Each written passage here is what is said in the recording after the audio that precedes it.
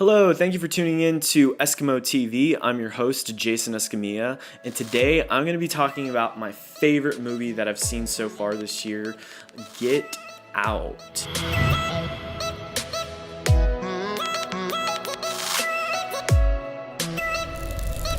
I thought that the plot was very well timed. There was hardly any unnecessary filler moments.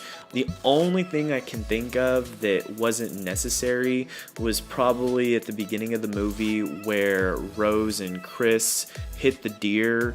It just kind of sets their trip on a bumpy start. You know, they get in the altercation with the cop. That wasn't very extremely necessary, but I did think that it set the tone of the movie to have some kind of what the heck hit loud moment at the very beginning, because if we hadn't had that, I think perhaps maybe the writers thought that, you know, the beginning of the plot would have been very slow. I wouldn't cut that part, but if there's anything that I think they would have to shave off, that's the only thing that I can think of. Any good suspense movie is going to start raising questions, and that's what this movie did. From the very beginning, you wonder, what are her parents going to think about them being different races and being a couple? And immediately when we see Rose, Chris get to the family's home, you start to wonder what's the deal with these just purely all black servants. If you caught on early on in the movie when Rose's mom, Missy, offers to help Chris with his smoking through hypnosis, that's when I started to think, oh, are these people being hypnotized? And so again, these are probably the same things you were wondering, but I think that's the essence of any good suspense movie, is with each part in the movie, it maybe answers some questions that were in the previous scene, but it leaves you with more questions. And so, like, why are these people being awkward? Then she offers the hypnosis. Oh, they're hypnotized. Well, now we have the question of why are they hypnotized? What purpose does this all serve? Even near the very end of the movie, when Rose reveals that this whole time she's been on the parent side, I was wondering, is Chris gonna escape? Or is he going to be trapped inside of this hypnosis? And if so, what's going to be his ultimate fate?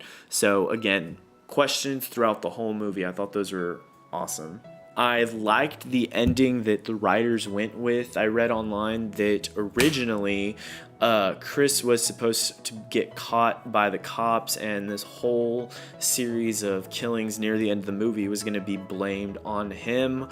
I'm really glad that they didn't do that, because this guy went through a lot, and I think the audience really wanted him to win. I don't know how it was when you watched it in theaters, but when I watched it, we had people in our movie theater shouting and being like, yeah, because there was so much great character development that we really felt for this character, and we really wanted him to have a win situation at the end of the movie. Although they may have been able to do a sequel with the ending that way, of Chris trying to justify himself, and him getting out of prison.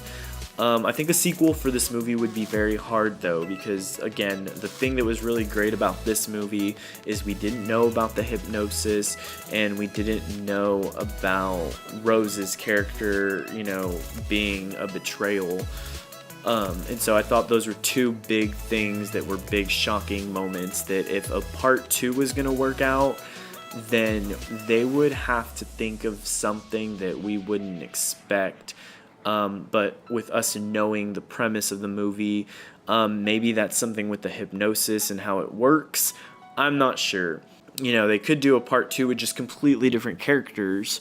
I'm not sure how they would do that, though, without repeating the same thing. And so I'm not sure if doing a part 2 is a great idea or not, but I do think a lot of people would be excited to see it.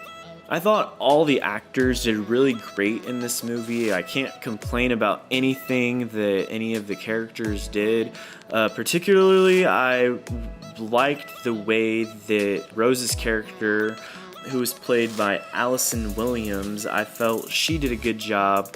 Her character, Rose, had a big character twist in the middle of the movie where you realize she's not on Chris's side. She's been trying to lure him to become another one of these hypnotized people.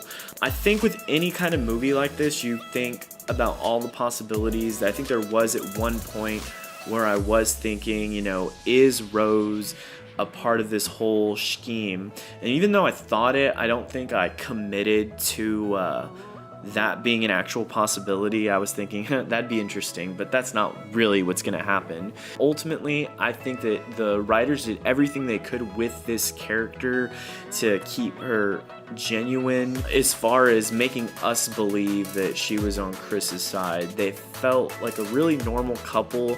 She didn't like agree with him on everything, and they had arguments like a normal couple would. I think it would have been more suspecting that, you know, she was involved in this whole plot if she came off as fake or, you know, didn't argue with Chris just a little bit.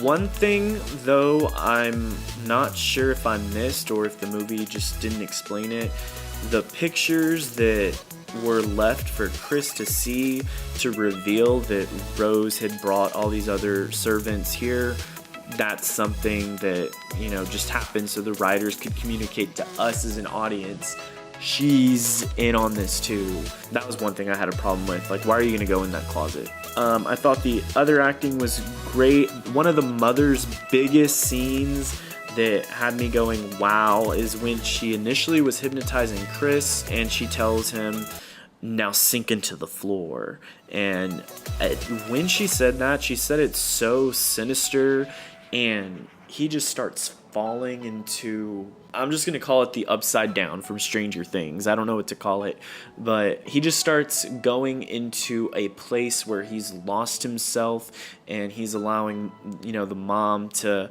take control of his character. One of the things I had a problem with was Chris not telling Rose, his girlfriend, just the stuff that he was starting to realize with the hypnotisms, especially after the person woke up after he took a picture of them.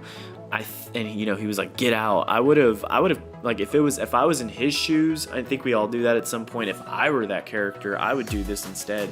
I would have, you know, wanted to start telling people we need to get the heck out of here. And, you know, eventually he does that, but I think he should have started doing that a lot, maybe a little bit sooner. So that's what I thought about the actors, the production. I loved everything, the setting, the colors, the type of shots.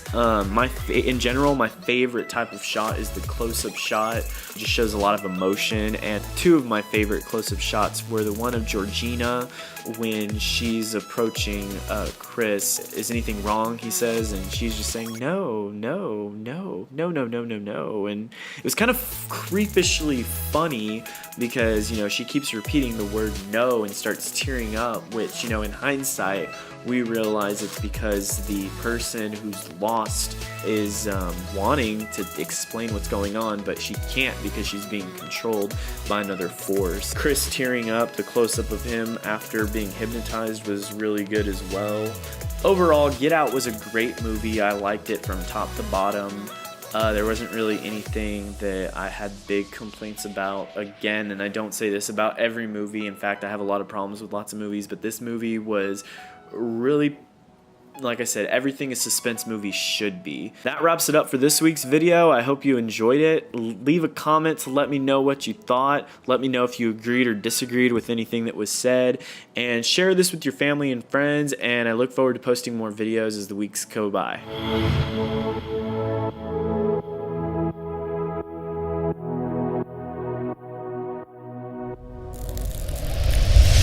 And when Rose's mother, what's her name?